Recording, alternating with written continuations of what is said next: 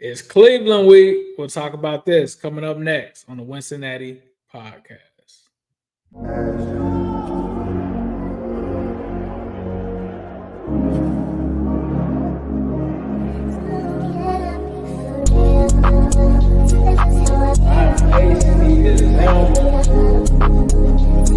an exciting time to be a Bengals fan.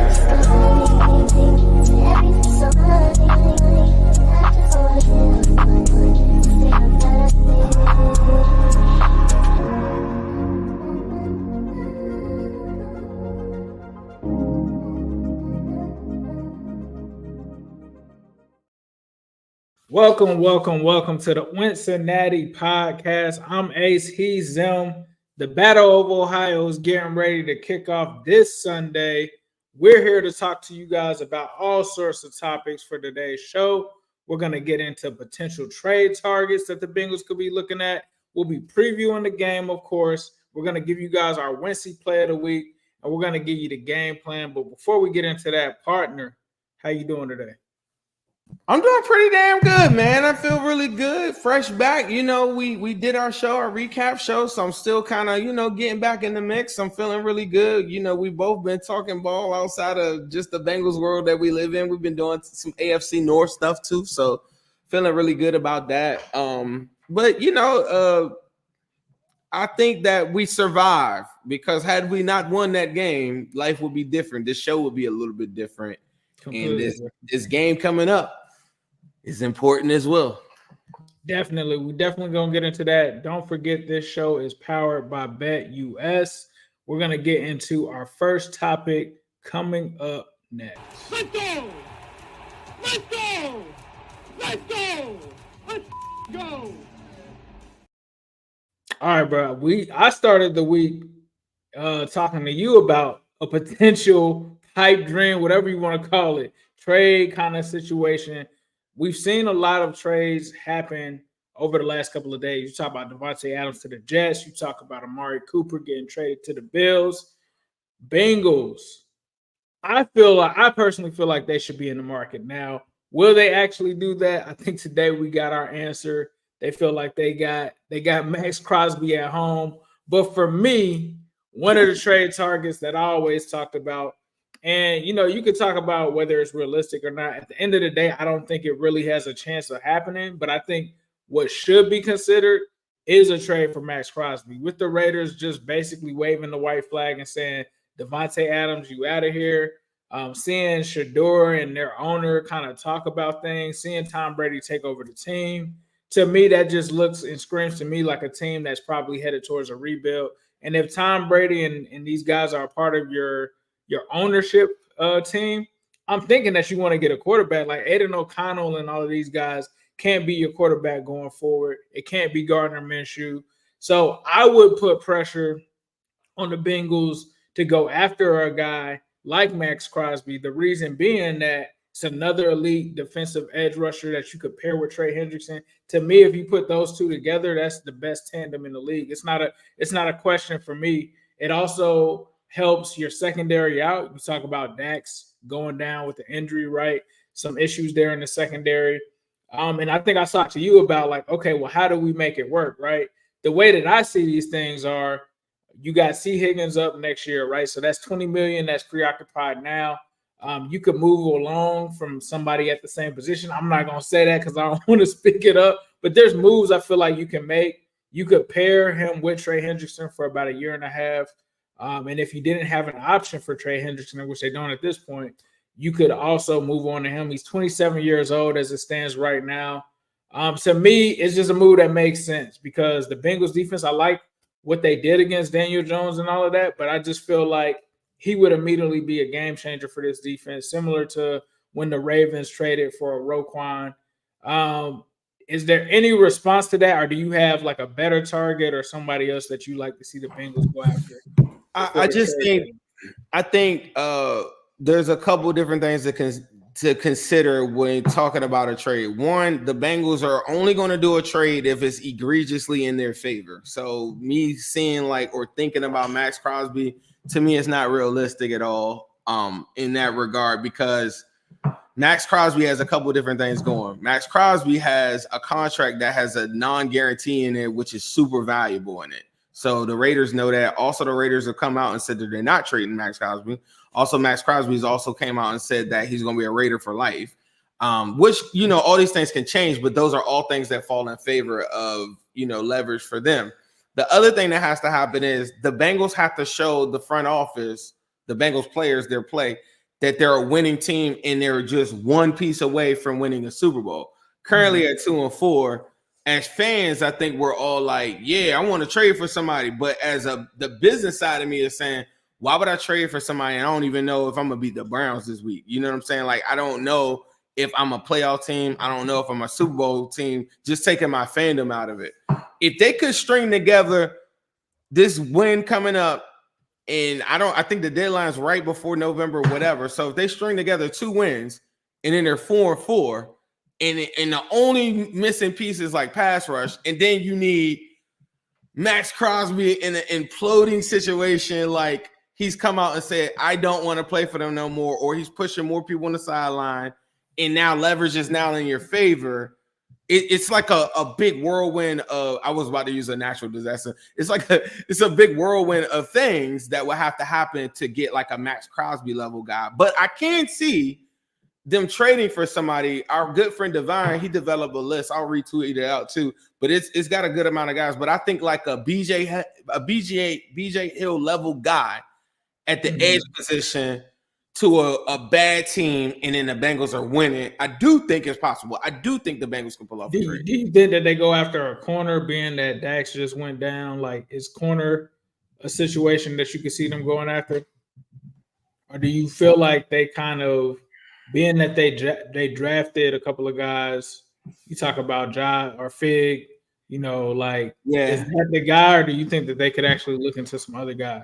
I think as for now, which I'm worried about, DJ Turner on the outside is going to be the guy, right? And I've talked about how I feel about him in certain matchups. Yeah, I don't want him going up against George Pickens again.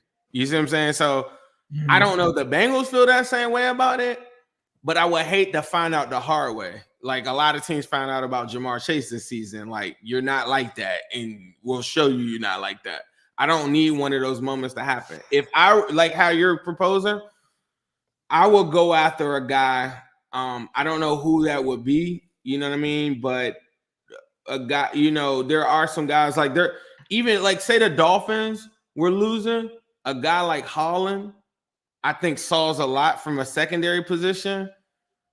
Kind of a little bit older than maybe what the Bengals generally target, but I mean, you gotta find somebody in a complete fire sale. And I know he doesn't play corner, but I think it would give you some ability to move some pieces around. But that's the type of guy. It would have to be somebody that I think you would be really happy about. It would be like a level player of that magnitude. And I don't know the Bengals. I think the Bengals, like, I don't know, like somebody in Emmanuel Forbes mode. Like, I don't want Emmanuel Forbes, but somebody that was a high draft pick that didn't pan out. And then Lewis, like, I'll take him. And then the Bengals only got to give up like a 7th to go get him. I could see something like that. Like that's kind of my expectation level. Do you think we should be okay with that, though? Do you think we should just settle like, oh, we're just going to take these? Because I get what you're saying. Like, okay, right now the Bengals aren't in contention. I feel like a Max Crosby would seal that, would kind of seal that win against the Browns, being that just because the Browns have struggled on their offensive line, right? I still think we're going to get into that later in the show. I think Trey Henderson is going to have a day. But don't you feel like the Bengals should always be thinking that they're competitive, like especially with Joe Burrow? Yes, but the Bengals are a mom and pop shop that don't operate like the average NFL team. I was telling you this the other day. I'm literally looking at the Browns roster, and they got 12 guys that potentially have like a cap hit of T. Higgins. So if you're operating like that, you're not even in the conversation to do any of the stuff that they're showing us. Like a lot of people, you had a good tweet one time before where you was talking about a lot of people blame David Mulligetta, and then when it happened to Jamar Chase, everybody was like, "Oh," and then they just piled up on Jamar Chase. No, it's a Bengals front office thing. They're not paying anybody that's top 5 at any position group in the net. Yeah. They'll never pay that unless they draft them. And they're showing us, even if they drafted Jesse Bates or T. Higgins and that guy ends up being top 5 of his position group, they're unwilling to pay those people too. And the only reason why they have to pay Jamar Chase, because they will look like the biggest idiot. They're gonna look stupid if they don't pay T. Higgins too, but they would look like the biggest idiots in the National Football League if they didn't sign Jamar Chase. So the pressure is there, but we could all complain about it all we want. They've shown us that they're not going to change that part of it. They're only going to do deals the same way they operate in free agency. They take guys that take less guarantees, salary they don't care about because they get the money back and they recoup. Mike Brown finally hit Forbes, so he's cashing out. He's getting his money, and they're just not moving like that, and it's not acceptable to me. It's just what it is, and I don't get it, because if you draft that many guys, I'm thinking you're gonna play them. They're not even playing all the guys. Like, I don't know what's up with them. Before we leave, my guy King Shiesty said that Max Crosby liked his story when he posted a video of him and Trey. So shout out to King Shiesty. He on that generational run. He's like really going crazy on TikTok too and Instagram too. That's my dog. Nah, for sure. Well, like I said, this show is powered to you guys by BetUS. We're launching a new promotion with BetUS. Forget the whole 125% promo. We're now offering 150% on the first deposit, 125% on the next two after that. All you need to do is use the promo code YouTube150. And as you guys know, we are going to come to you guys live later with our Wincy Play of the Week. But as you can see right now, opening lines right now on BetUS have Cincy favored by 6. This game is in Cleveland, by the way. Bengals favored on the money line minus 265. The total over or under is at 43. So if you like the Bengals' chances, make sure that you head on over to BetUS. Thank them for sponsoring this show. Let's get into it's a crazy line, bro, on the road. Yeah, that's kind of crazy. Ain't that kind of crazy? Is that kind of crazy to you? That's kind of crazy because I think the Giants line was less than that, bro. Like the Giants joint with us on the road, like against the Giants, it was at like 4. That's crazy given the history of the Bengals and the Browns, is that it would be like us minus 6 on the road. Right. Like, not saying we can't do it, but that's just like, think about that. Like Danny Dimes, like they really think Deshaun Watson is that bad. I think, but man, in division is really weird. In division is crazy. Like I don't think we should be getting 6. I'm gonna be honest. Like I think it should be like 3, like 2, 3. You know what I mean? Like I don't think it should. Think about the Eagles game that they just played. Without even scoring a touchdown on offense, they still was like in the game 20-16. As bad as I think that they're in, their game was tied going into the 4th, I think, or they were only up by 3 or something like. You know what I mean? I don't know. Like to me, that's a crazy one, bro. I don't know what BetUS and Vegas knows, but I don't know. We'll have to. I think what they're probably preying on right now is a lot of disgruntled Browns fans that have given up. So the normal, better that would probably take that one is probably not there. And so they're going off of people they're capitalizing on everybody saying, well, the Browns are just such a bad team. I mean, I know it's bad because Burger King hit me last week and was like, good game.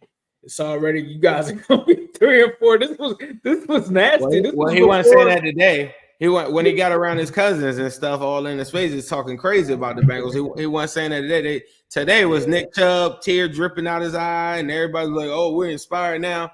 And here we go. The Browns, here we go. Another Super Bowl for the Browns coming up against the Bengals on Sunday at 1:00.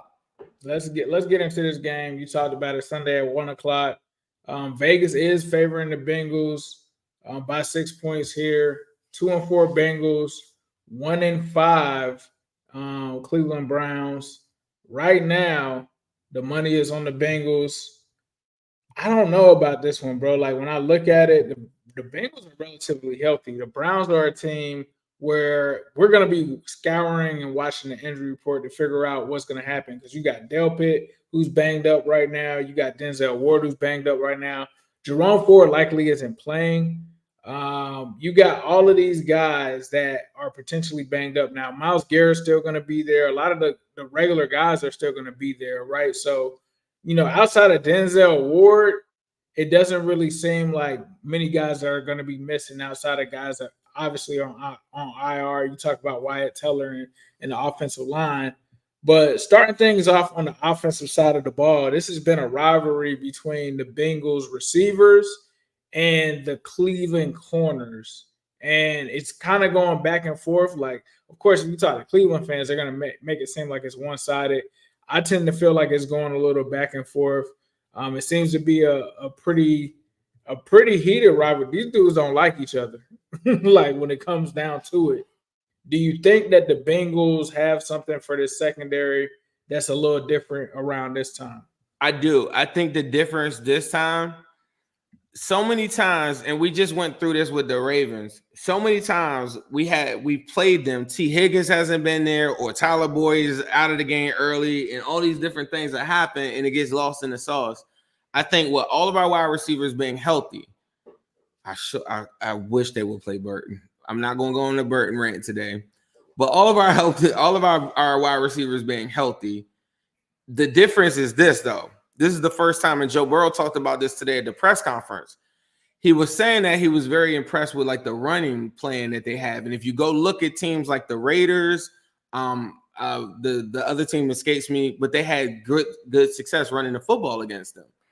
And these are teams that haven't been running the football well. I think Chase Brown is something that the Browns have never had to deal with when they've had to play us. That in conjunction with, I think one of the biggest Achilles heels to the Browns to me is the tight ends and like jet sweeps and different things like that. They just have a hard time tackling wide receivers. Some of those touchdowns that I was talking about that got ran on the Browns early in the season, it was from wide receivers running. So I think the Bengals are smart enough to at least watch that on tape. That in conjunction with the tight ends. If you go to the Browns playoff game and you go look at the misdirection stuff and then the plays that worked off of it that they sent to the dude, Brevin, I forgot, he doesn't play for the Texans anymore, but they had a lot of tight end success. And I think that's who it was. We had the big 76-yard play in there. That in conjunction with Bengals now having 12 personnel. So all of these things are new. These are new different details that the Bengals are giving them or showing them now that they haven't had before. And these are things that the Bengals also, these are a strength of the Bengals. The 12 personnel is a strength of the Bengals. So the Bengals haven't had that luxury before. So before it's always been, let's line it up, wide receiver, mano a mano. And now you can't just lean on that if you're the Browns. And so now Burrow can now get the ball to where I think he wants to go a little bit faster, so he doesn't have to worry about Myles Garrett as much, is what I would plan for them to do. Myles Garrett has the ability to wreck anything, but I would plan to use heavy utilization, 12 personnel running the football, and I think those things are the things that can change the matchups on the outsides, because once those things start hitting, then the Browns can't lean on the corners like they want to do. Yeah, I think whether or not Denzel Ward plays in this game, I think it's huge. I think for the Browns, MJ Emerson is struggling this season. I think you put T. Higgins on him. I think T. Higgins is off to a hot start. He has yet to have one of those 100-yard games. This could be possibly that load in here. And I think Yoshi right now, Greg Newsome also isn't playing his best. So Yoshi, I think, could be a factor as well. We haven't really gotten to see, Yoshi versus Newsome really like that. And then you also talk about Jamar Chase being moved all around, moving in the slot, having him in the backfield. I think that's crucial for them to have in this matchup against these guys. The safeties, I would test those safeties that the Browns have out. I don't think, they are a threat that we've seen as like a guy like Grant Delpit, if he's in or not. I think they need to test them there. Another key matchup, though, on the offensive side is the Bengals offensive line versus – I'm going to just say Myles Garrett. I ain't trying to be disrespectful to Zadarius Smith. I do acknowledge him. I think that he's good. I think the Bengals in this situation, they can't let Myles Garrett be the guy that blows up this game. You talked about the Eagles game last week. Myles Garrett ends up blocking a field goal that ends up getting returned to almost single-handedly keep the Browns in that game. In this situation, I don't know if I'm putting Myles Garrett on the island. I know that that's what they've normally done. I have full faith in Orlando Brown Jr. and Amarius Mims. However, I am not letting Myles Garrett in any form or fashion beat me. And the thing is, they love to move Myles Garrett around. I'm making sure that I have a tight end in there to chip. You kind of talked about Eric All in the 12 personnel. I'd even throw some of that personnel in there with Cody Ford, where he's an extra heavy tackle in there. I throw that at him. I just feel like the one person that you cannot take for granted in this matchup on any sides of the ball. I know some people are going to say Nick Chubb and all of that. To me, it's Myles Garrett. Myles Garrett has been the guy that's the most dangerous for the Browns for me. What are your thoughts on the Bengals offensive line versus Myles Garrett and that Browns defensive line? I normally, and I just was talking about this on the AFC North roundtable that I'm on. I normally would, I think me and you were talking about this with the interior of the Giants, and I was telling you the coach for them is the same as the guy that was with the Titans, Bowen. Yeah. And I think the stunts and the interior, I think the Browns can do some of that stuff, but the difference to me is they don't have a Dexter Lawrence to kind of implement. Like, to me, that if any op ever asked me what is the weakness of Joe Burrow, they never asked me that. They just talk trash about him. The one thing I would say is I'm not sure about Joe Burrow in rain games, and I'm also not sure about him when he sees interior pressure and it be Texas stunts and different variations of that, which I think that the Browns could utilize. The difference was the Giants were doing that, but you had to double team Dexter Lawrence. And so when that happened, it caused a couple different things to go wrong. But on the edges, I thought Burns was killing and getting off. He got off on, like Gesicki. He got off on other things. I don't feel like the tackles are the weak part of our offensive line. I feel like the tackles are the strength. And the interior is the part that's questionable. So if it's Myles Garrett dribbling and doing in and out, so whatever at the line is doing that, I swear to God, if he come out there with Jamar Chase and them need to be like, hey, when we go up, I need to see a Selly to we need to. I need my cross some. Yeah, I need the tween cross back, step back, jab step. I need something. I feel like we ain't seen that since AJ Green with the finger roll into the crowd. You remember that? You don't remember Jamar gave Bills that work? Oh yeah, he did. He gave him the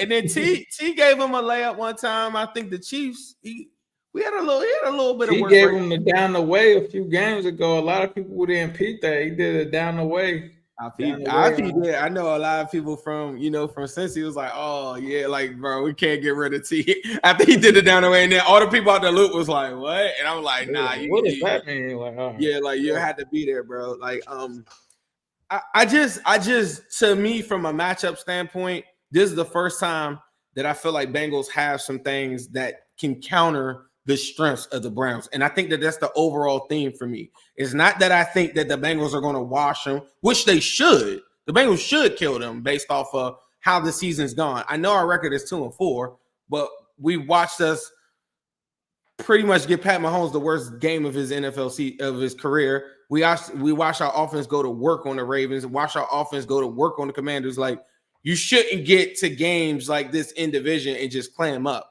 They should go to work. But they should. This is. I'm gonna be honest. This is the only team that's been able to really contain this offense like that. So, like, if we are able to put 30 on this team, I don't feel like anybody can really stop this offense. Steelers is another one because of the front. Yeah. I feel like we're talking about the number one. They got the number one overall defense in the NFL right now. The Raiders last week, they played the Raiders. I don't even know, bro. They had 57 yards. I didn't even see. I watched the game. I only saw like 30 yards. Like, you could not run. A lot of turnovers in that game. It was it got ugly. It got ugly pretty fast. So I think that's the theme of our division. We're trying to navigate through this. We put ourselves in a hole. But yeah, our division is always going to give us some weird, mucky games that you really don't even want to be a part of. Not to say that the Bengals are finesse. I think Sheldon Rankins and Chris Jenkins and BJ Hill are starting to solidify, like, hey, we not no pushovers. We had guys here before that off the couch, or guys that shouldn't have been here that just weren't good enough. And I think now that we're a little bit more solid up front, It shouldn't be like that. It should be like mano a mano up front. Sure, I give the nod to Steelers. Sure, I get a nod to the Browns to a certain extent, but you got to give me the biggest nod, to Joe Burrow. And to me, if Joe Burrow is protected in this game, I don't see why this game would be close like that. Because much like the Lamar Jackson game, Nick Chubb's coming in, the fans are cheering up, everybody's crying together with their Tim Couch jerseys on, and they're talking about, how they got here, reliving the 0-6 parade, and we're doing it for Nick Chubb. And I'm not hearing that because it's a trap. You guys know it's a trap. It's a trap for you guys to feel sorry for them. It's a trap for you guys to feel like they're defeated. It's a trap for you guys. It's a trap. Like they're gonna talk to you. They are gonna talk crazy. Bro, I gotta tweet that right now. Do not fall into the trap of these brownies, because I'm telling you right now, they acting like that. I had a chance to listen to them for like 10 minutes in a space earlier. Nah, they still on that BS every day of their lives. And there's nothing that they would love to do more than, even though you're down, they want to pull the Bengals down with them to the bottom of the division. They don't want you to go up. Bro. They would rather bring the Bengals down to the bottom of the division than stop the Steelers. They don't care. They don't care. Anybody else. They don't care. I'm on the show. Dude flat out told me, hey, look, long as y'all ain't win, like, they don't feel like that about the Ravens or the Steelers or whatever. As long as the Bengals don't win, they don't care. They don't care if the Ravens or the Steelers won a Super Bowl. They don't care. As long as, but if the Bengals were to do something, they care. And think about how crazy they talked to us when they had Baker Mayfield and went and got OBJ and when they got Deshaun, and I'm like, nah. Think about how crazy they talk to us every time they get somebody. Every time. They still talk to us. Just 4 weeks ago, they said Amari Cooper was the best wide receiver in the division. Literally had the receipts. They trade him away, and then today he's like, oh, he's a bum. He was having drops and whatever. They're the wildest fans all on in the whole. I'm just saying, don't go for it, bro. Don't go for it. It's a few cool ones, but man, I'm telling you right now. I'm gonna tell you. I said this to you one time before. America should fear the Browns winning something more than the next strand of like a new COVID or something like that. The Browns winning is like not just us, just the Browns winning in general will be hell to pay for the world, because they are the most talkingest, trash talkingest, non-analytical, non-football talking. We don't care that we were 0-16. We don't care we've never won a division group of people I've ever seen in my entire life. They think that they're better than the Bengals, and they always will for whatever reason. I'm more scared of the Browns actually winning something of merit than COVID. I'm dead serious. Nah, flipping sides of the ball right now. You talk about the Bengals defense, right? Coming off of a strong performance against the Giants. This is another one where they could take advantage of historically one of the worst Browns offenses that they've seen, right? However, the Browns have had success against the Bengals, right? The biggest thing I think in this one, though, is usually when I look at this matchup, and one of the reasons that the Bengals have lost it has really been the trenches. The trenches have been where the Bengals have lost this. The Browns have had for a while a really good offensive line, but now that offensive line is hurt. You talk about a lot of guys in and out of the lineups, a lot of guys banged up for them. I don't know if Jedrick Wills is coming back yet as we're recording this on Wednesday, but they've had a lot of guys in and out of the lineup. They also lost Callahan. I kind of felt like it was very similar to the Mike Munchak thing in Pittsburgh when they lost him. That offensive line wasn't the same. This staple of what the Browns have been is now one of the weaknesses right now. You talk about them being one of the teams that's given up the most sacks in the NFL at that position.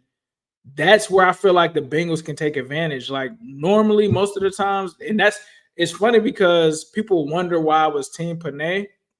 I was Team Panay after I went back and watched the All-22 of a game that we played against the Browns, and all of their linemen were just so physical, and they were mauling us and abusing us and just pushing all of our defensive linemen back. It kind of looked like they should have been on defense, but they were playing offense.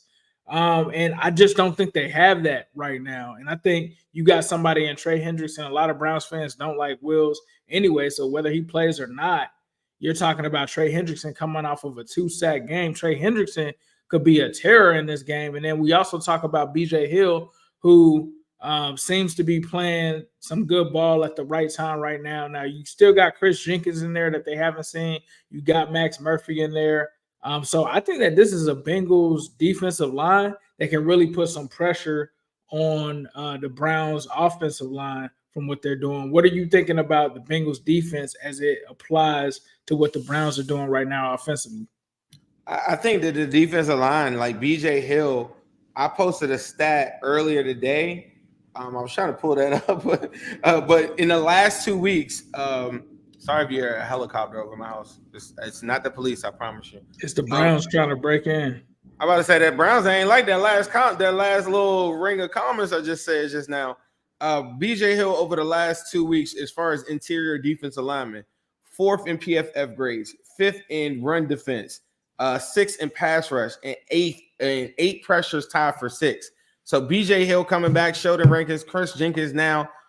They can cause some problems with Trey Hendrickson, and then like as they keep on playing together as a unit up front on this defensive line, then you can start to implement more stunts and different things like that as long as there's still gap discipline. You saw Sam Hubbard play the run so damn good this past week. I think one thing that got swept under the rug in us barely winning, as people told me on the last show, you barely won, is how good the defense was. If you take away the pass interference, DJ Turner won down at the end zone where he had good position, the Giants might not even score a touchdown. I thought that they were so good, the Bengals were so good against the run that it sets up to get you in some third downs. Now, the Giants had a lot of 3rd and 2s and stuff like that, which I didn't like. The Browns coming into this game are 0 for 26 for their last third down conversions throughout the season. Do you know how crazy that is? The Bengals have an opportunity to get them in a bunch of third downs because the lack of run game, whatever. And I think if they do, this is going to be a game where we're not talking about Myles Garrett. We're talking about Trey Hendrickson. Trey Hendrickson coming off a 2-sack game. I looked at another stat. Joe Burrow has the third highest EPA when blitzed in the NFL. Deshaun Watson is tied for the 3rd worst if he is blitzed. So Mike Hilton confused Daniel Jones a lot of different times on Sunday night, whatever night that was. Was it Sunday? Yeah. Whatever night that was, he confused them. You have different things that you can do, I think, to confuse them. And I think the key is to make sure that you don't give them the opportunity. I think Chase Brown could have a really great game, and all of these things go in conjunction with the defensive line coming back and getting themselves in a spot where they're up. And if the Bengals are up, that's going to be a big problem for the Browns. Yeah, you kind of mentioned Deshaun Watson, so I pulled up some of those numbers. Right now, under pressure, he has a PFF passing grade of 48.3. When blitzed, 47.7. So it's in the 40s when Deshaun Watson is under pressure. When he's not blitzed, he's in the green. You talk about 69.6 and then 71 when kept clean. So to me, and I think I said this on a space, I would have the same game plan that they had against Lamar Jackson a few weeks ago. Didn't work against him. I think you get completely different results against a guy like Deshaun Watson, who's really struggling to find his way. And I think, if you can also turn this Cleveland crowd against Deshaun Watson, I think that's pretty easy to do. When it comes to the corners, though, Jerry Jeudy is probably the only guy that I'm even looking at in this game, like maybe Njoku as well. But Jerry Jeudy is like the only guy showing signs of life from them in the receiver room. You talk about Moore, and now they got Cedric Tillman on the outside. Like, who would you put on Jeudy? On Jeudy, I would actually probably put Cam Taylor-Britt on Jeudy, just because I don't know how Jeudy deals with physicality, but I think, if you put someone like Cam Taylor-Britt on him, I don't know if I'd shadow him with a safety over the top, but Jerry Jeudy is literally the only guy that they have. I mean, and Njoku's just now getting back, being healthy, but Judy's been like the only guy for them, bro. Right. The crazy thing, your point, about the selling out to the run.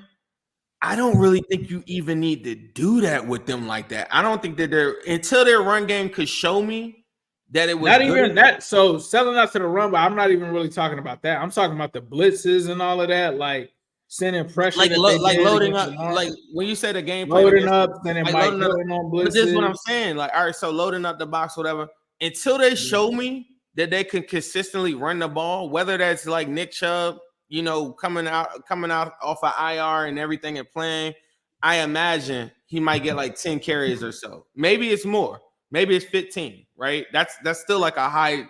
To me, that's the average amount of carries. But they've been talking about pitch count.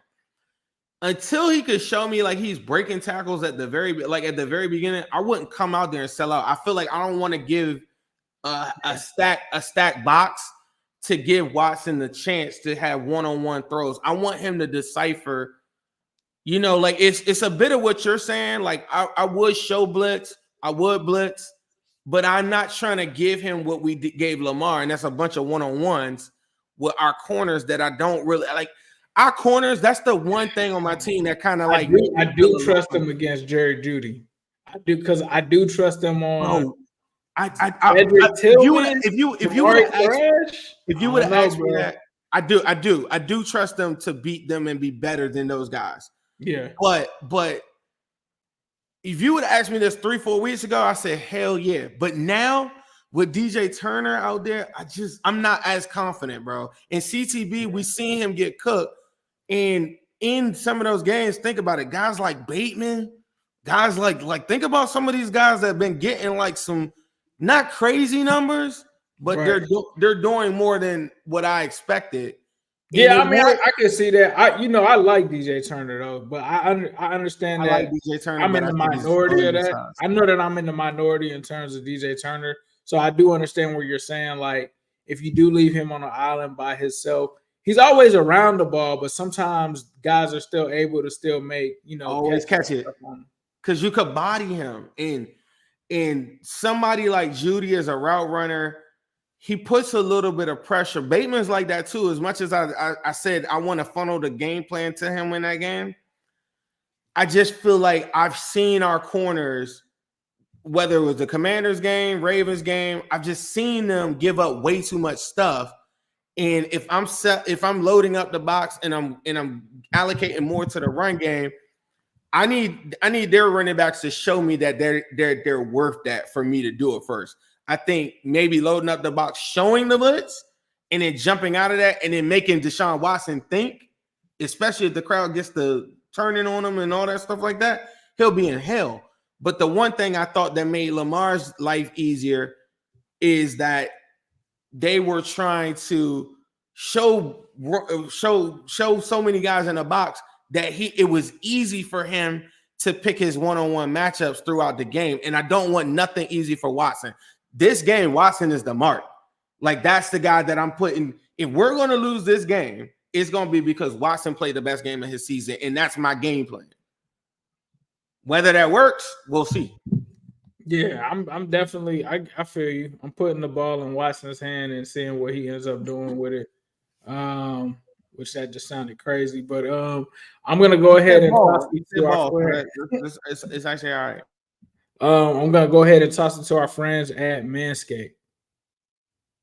All right, guys, it's the best time of the year. Football's back. We're talking Sundays, college football Saturdays, and glorious grind of fantasy football lineups. This is where your inner GM comes alive, setting the perfect fantasy roster, screaming at your TV, and making last-minute waiver moves that either make you a hero or the guy that everyone ridicules in the group chat. But listen, while you're over there making sure your fantasy team is dialed in, don't let your personal grooming become the guy that gets you left on the bench. Let's be honest, nobody wants to fumble their grooming routine, and that's where Manscaped's Performance Package 5.0 Ultra comes in, acting as your all-in-one grooming playbook.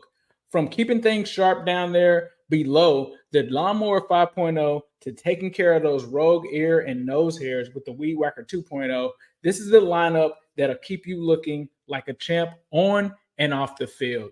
Join the over 11 million men worldwide who trust Manscaped and get ready for kickoff by heading to manscaped.com using the code WINCY for 20% off and free shipping. Trust me, you'll be drafting the real MVP this season. All-in-one grooming kit are certain things that come with it. The Performance Package 5.0 Ultra is the complete grooming playbook. It handles anything from below-the-waist maintenance to taking care of those nose and ear hairs. Consider it your winning lineup, helping you feel clean, confident, and ready to dominate your fantasy league. The lawnmower. Shout out to Manscaped. Make sure you head over there. Use the promo code WINCY. That'll get you guys a pretty good discount over there. I know you guys are trying to deal with those grooming needs, and I know it can be a little awkward, but trust me, your wife, your significant other, whoever you dealing with, will definitely thank you for making sure you get right with Manscaped. This might be TMI. I got me and my wife having our anniversary tomorrow. I use my Manscaped. Hey, fellas, if you want to get lucky, if you think you got a chance to get lucky, you want to make sure you're right. You got to make sure you put together, and your balls will thank you, because I'm telling you, I'm walking around here smooth as eggs right now. For sure. But with that being said, that's going to bring us to our Wincy Play of the Week, sponsored by BetUS. We kind of talked about it early on in the show. Bengals, it looks like it's actually, the line has moved to 5.5. So right now it's Bengals minus 5.5. Over under is changed to minus 41.5. And that's why we do these Wincy Plays of the Week, because you guys get to see us do these live, put our money on it, see where it is. They got some game props here too. First scoring play of the game. Like, let's make it a little different this time. We've been just going with the spreads and stuff here. First scoring play of the day, of the game. What you feeling, Zim? Bengals touchdown, Bengals field goal. I think that I want to go Bengals field goal. I think it's going to be an encouraging drive when they come out there, and then guys settle for a field goal, and I'm gonna be mad. Like, Bengals field goal plus 290. How much you putting on that, bro? Let's do 100. All right, let's do 100 on that. I'm taking the TD, bro. I'm taking the TD, bro. I think Joe Shiesty is hearing all of this stuff. He's not sympathizing. He's upset that last week the Bengals didn't take care of business. I think Jamar Chase is upset that they didn't take care of business. So give me another Uno times 100 on the Bengals touchdown to be the first scoring play of the game. I wish I could actually. Surprisingly, the odds on that are not that great. That is, 65. I mean, it's good. I mean, you just bet the one to get the 165. I thought that would be even crazy. You know what I'm saying? Right. Yeah, I thought it was. Yeah. So I mean, I don't know. Vegas is really, either they're trying to trick us or whatever, but they're really enthusiastic. I don't know. This in-division thing, after I said all of the stuff about the Browns, is a real thing. In years past, they've always matched up really well with us. Nah, for sure. I do agree with you when it comes to that. But before we do that, looks like, hold on, BetUS is trying to hit me up. I told them, hold on, I need to get some of these chicken wings from Midwest Best Barbecue.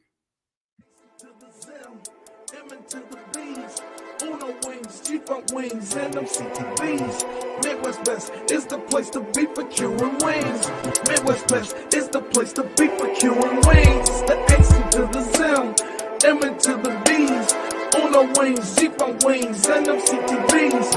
Midwest Best is the place to be for curing wings. Midwest Best is the place to be for curing wings. Say what up to Jordan Battle. We be going to battle. Intercepting balls like CTV did on Seattle. Putting 6 up on AZ. Juice gang amazing. Make sure you come get these wings, cause Zimby stay blazing. And T-Game be smooth as ice. Jamal making DBs fold. TV got big levels, and now you already know. Hits so pretty for Uno wings. Cam got the new wings. We call them CTBs. Only at MBs. Action to the Zim. M to the B's. Shout out Midwest Best Barbecue, 669 Justice Court in Loveland, Ohio. It's starting to get chilly outside, so definitely make sure you check them out. They should have that beef brisket chili coming out pretty soon as it gets colder. But if you want some buffalo, or not buffalo, but barbecue, brisket, all of that, pulled pork, whatever you're looking for, they've got it. talk about the mac and cheese. You talk about the brisket fries. When we first got with Midwest Best Barbecue and we went up there for our first event that we had with them, they came out with the Ace and Zim special. They came out with the G-Funk wings with the side of brisket fries. It's unofficial, but it's still official. You could go up there now and say, look, let me get the Ace and Zim. And if they say, what is that? I need them brisket fries and I need to order them G-Funk wings. That's what we personally recommend that you go in and check out. Also, get you some of those Uno wings, get you some of those CTB wings. People ask me all the time, which flavor should I try? Try all of them, bro. Like, I'm going to be real with you. Try all of them because they're all amazing. Great food over at Midwest Best Barbecue. All right, Zim. We've talked about the Bengals and the Browns. But give me the game plan. What's your straight up game plan for the Bengals to come out here with a victory over the Browns? I was about to say something so crazy about like Desage and baby oil. All right. So look, the Bengals need to make Deshaun Watson beat them on the football field. Like, to me, there's variations of how you do that. But to me, if the Bengals, I love that 2022 Bengals team. And the reason why is because they would get on teams early and they will force them to do things that they didn't want to do and pass early in games. I think that the Bengals need to get back to that and get a lead on them and make Deshaun Watson play the best game of the season. If I walk out of that game and I'm feeling like Deshaun Watson, I put the onus on him, and I took it away from any other thing, I feel like that works in my favor based off of all the different things that have happened this year versus the stats and everything that we've given you versus him being 0-26 for his last third downs. All these different things indicate that that's the guy that is not capable of doing what they want him to do. But you got to put the pressure on him, score early in this game, and take away the run. Now, how you go about taking away the run, as me and Ace were just kind of discussing, do you allocate more to the ring into the box? Do you allocate more? And then that might make it easier for Deshaun Watson. I think with the front four up front playing better, coming off the game that they just did with the Giants, I think it's up to them to control and dominate early in this game. And if it's a third down or so, Trey Hendrickson better be flying around that corner. And that in itself establishes it's going to be a long day for y'all offensively. You're not getting off on us. And I think that might put them in a position where they're going to try to do things that they normally don't do to try to muster up anything. This is a big game for the Browns. This is a big game for the Bengals too, but it's a real big game for the Browns. They're going to give you everything they got, and if they're going to give whatever they got, it's got to be on the strength of I'm making Deshaun Watson throw 40 times, and that's the plan. And Burrow, protect them. And if you're not getting protection early on or whatever, make sure that you're doing different things to go to our strengths with the 12 personnel. Burrow talked about the run game, making sure you control and possess the clock and possess the football more than the other team. And that in itself will give you a win. If they fail to do that and they get away from some of the things that move to change from them, like finding Jamar Chase early in the football game, then they can get themselves in a weird spot like they've been before. And those stupid game plans that they had before, Joe Burrow's passed so many times that it gave Myles Garrett all these opportunities to go and get him. This time, establish the run in conjunction with the 12 personnel utilization, establish an early touchdown, an early field goal, put the pressure on them. I would take the ball first in this one. How we were talking about, I would take the ball first in this one, put so much pressure on them. You want that crowd, as Ace talked about, you want the crowd on your side. We can easily we go up 10 points on them, the crowd from Cleveland will boo him and they will come on over to our side. And that in itself will put even more pressure on them. This is not a game that they can afford to, the Browns can afford to be behind in. So establish that early on and hold on to that and make sure that you do not allow any big plays in the run game. And that in itself will force the third downs from Deshaun Watson. 0-for-26 for their last third downs. That's what you need to do. Yeah, I think you have to continue to make sure that you're able to control the time of possession in this game. I think you limit your turnovers in this game because that's something that their defense capitalizes off of. And that's something that you can force Deshaun Watson into. So always winning the turnover margin is always going to be one of my keys to the game. But I think it really applies in this one, given that this is one of those games. It's a divisional one that's pretty tough. And usually those kind of decide this game. You kind of talk about when Myles Garrett has forced fumbles in the past, like that has changed the whole entire momentum. So Bengals need to make sure that they limit the turnovers from that aspect and force turnovers from the Cleveland offense. I think slowing down the run, containing Nick Chubb, making sure that he's not a factor, like Zim said, so that they can pin their ears back and take advantage of a weak Cleveland offensive line. And I think that you have to control the trenches, get pressure on Deshaun Watson and pressure this offense into some of those mistakes that I talked about in point one.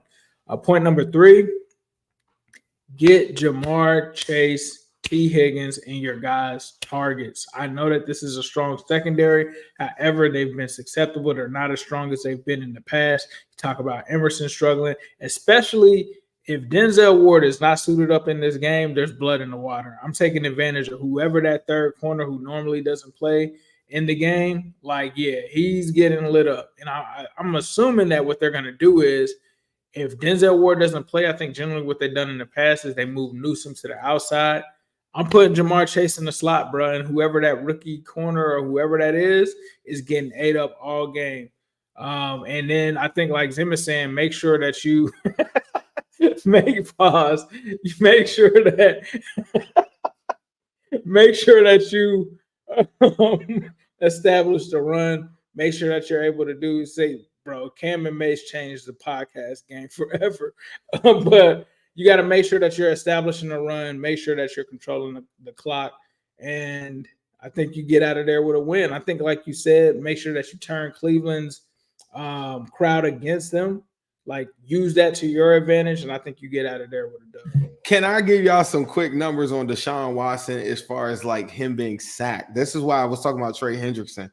Deshaun Watson is the most sacked quarterback in the NFL by a wide margin. He has been sacked 31 times. The next closest quarterback is 20 by Caleb Williams. When you go through the games that they've had this season, they gave up 5 last week. They started off the season. He was sacked 6 times in the Cowboys game. The only game that they won was the Jaguars game, which was at the time one of the worst teams in the NFL. He was only sacked 2 times. In the Giants game, he was sacked 8 times. In the Raiders game, he was sacked 3 times. In all of these games, in the Commanders game, he was sacked 7 times. All of these games, he's been sacked at a level that we know from the old Joe Burrow, like Joe Burrow rookie days and all that stuff like that.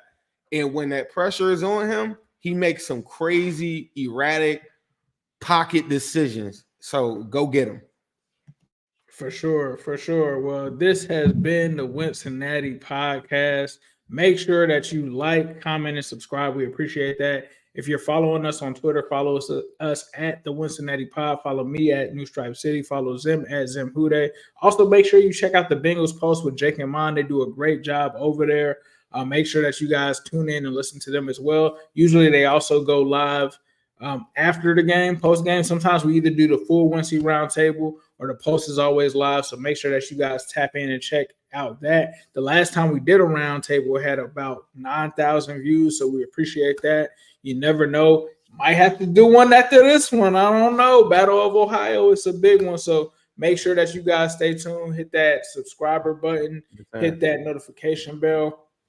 Zim, was there anything that you want to say before we get out of here? No, man, I appreciate you all like watching and checking us out. Even if you're on Twitter, please come on over to the YouTube. Even if you're an op, just come on over, talk trash to us, but just subscribe, cut on alerts, and do what you do what you got to do. It's all fair game.